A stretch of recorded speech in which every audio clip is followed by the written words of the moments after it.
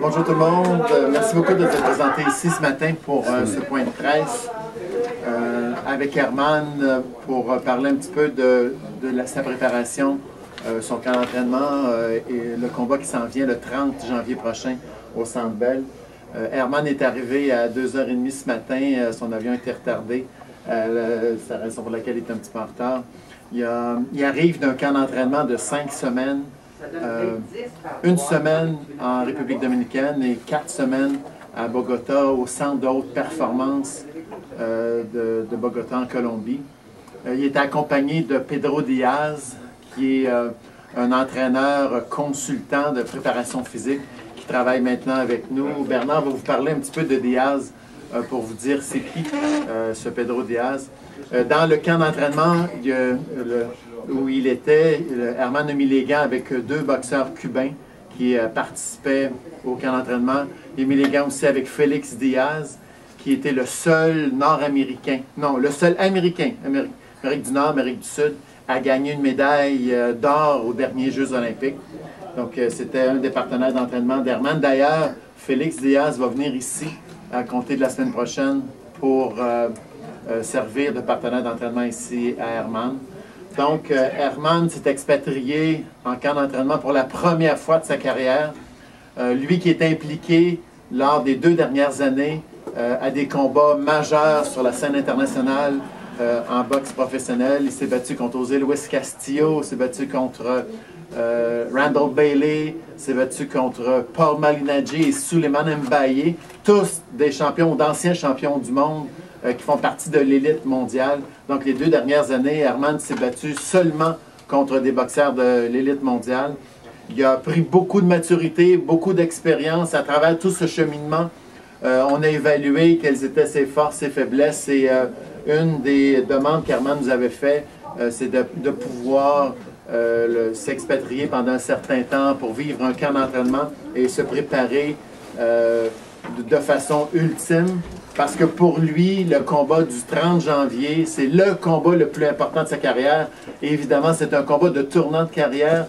Les 4 derniers combats, il en a gagné 2, il en a perdu 2. Il y en a 2 qui étaient très serrés, qu'il aurait pu aller chercher également. Mais tous les combats ont été serrés. On pouvait, même dans les défaites ou les performances qu'il a livrées, on pouvait, sur certaines faiblesses, peut-être mettre ça sur le dos du manque de maturité et d'expérience, mais c'est plus le cas maintenant.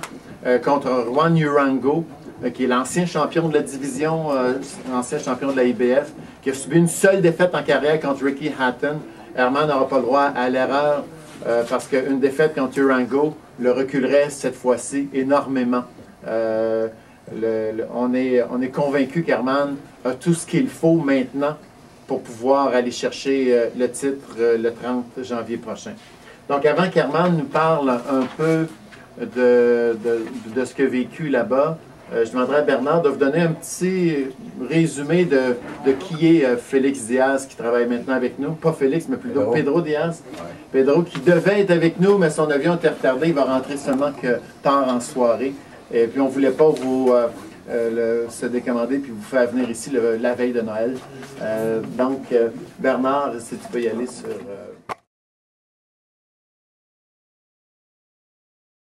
La clé du succès d'un boxeur, c'est l'entraîneur. Et là, pourquoi qu'on a d'aussi bons boxeurs, mais c'est justement la qualité de ces entraîneurs-là.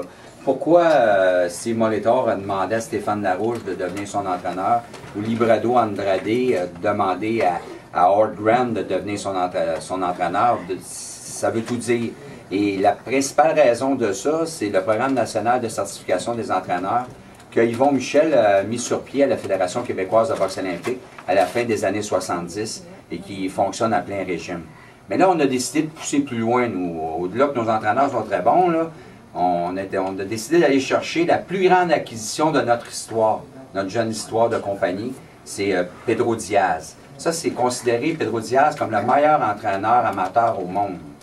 Et puis, on est de concert avec la Fédération québécoise de boxe olympique, M. Rassember, qui est le président, qui est ici. Et je pense que toute la boxe québécoise va profiter des connaissances de cet entraîneur-là.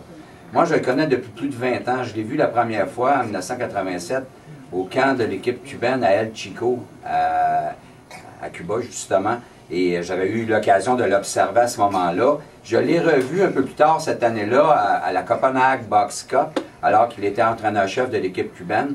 Et j'étais avec Ross Amber, justement, et là on parle de 21 ans, là, ça fait déjà 21 ans de ça. J'ai eu aussi l'occasion de suivre un stage d'entraîneur pendant une semaine à Porto Rico en 1996, donné par Pedro Diaz, qui est un grand technicien et qui donne des cours partout à travers le monde, qui est sollicité énormément. Et c'est le fils spirituel du grand entraîneur cubain Sagara, qui a toujours été considéré, lui, quand on parle de Sagara, c'était un génie de la boxe. Et quand on regarde l'implication de Pedro Diaz avec l'équipe cubaine, juste pour vous donner une idée, Yvon en a parlé, en 92 à Barcelone, ils ont eu 7 médailles d'or. En 96 à Atlanta, ils ont eu 4 médailles d'or. En 2000 à Sydney, ils ont eu 4 médailles d'or. À Athènes, ils ont eu 5 médailles d'or. Tout ça sur 11 ou 12 divisions de poids, là, dépendamment, c'est passé de 12 à 11. Donc, vous voyez à quel point c'était un grand succès. Cette année, les Cubains n'avaient pas Pedro Diaz avec eux, parce que Pedro Diaz était à la préparation de l'équipe de la République dominicaine. Ils ont eu 0 médaille d'or. Et le seul en Amérique centrale, du Sud, du Nord, qui a eu une médaille d'or, pour la première fois de l'histoire de la République dominicaine, Félix Diaz, entraîné par Pedro Diaz. Donc, est-ce que c'est une coïncidence? J'en doute énormément. Diaz a été impliqué dans la reconstruction de la boxe en Colombie, en Équateur, en République dominicaine. Et pour nous, le Canada, quand on affrontait ces pays-là, c'était un pique-nique. On était toujours contents, on dormait bien quand le tirage au sort nous mettait face à ce genre de boxeurs-là. Et une fois que Diaz est passé là, il n'avait plus de pique-nique, ça devenait un cauchemar. Donc, ce gars-là a laissé des traces partout où il a passé. Et nous, on va profiter de son expertise pendant plusieurs années, j'espère. Et ça va faire en sorte que la boxe québécoise, autant amateur que professionnelle, va prendre un gros up. Je voudrais aussi, bien entendu, parler d'Herman, qui s'est expatrié 5 semaines.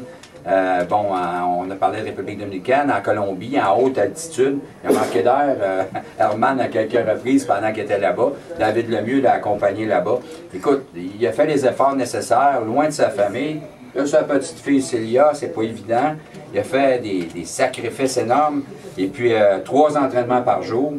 Et d'un autre côté, là, maintenant, il change juste d'enfer, de département d'enfer. Il est passé de l'enfer de la Colombie à l'enfer des Fragrant. Là, maintenant, il retourne à son gymnase d'origine pour sa préparation le 30 janvier. Et puis, on sait que c'est dans la misère qu'on forme des champions. Et ça, Herman l'a compris depuis toujours, depuis qu'il est arrivé au Canada. Et puis, il y a quelqu'un qui va payer pour ça le 30 janvier. Puis moi, j'ai vraiment l'impression qu'il va avoir une nouvelle ceinture pour attacher ses pantalons. Je le souhaite le 30 janvier, une ceinture prestigieuse, soit celle de l'IBF des super légers. Et je pense que toute la population du Québec va être en arrière de Herman pour cette compétition-là.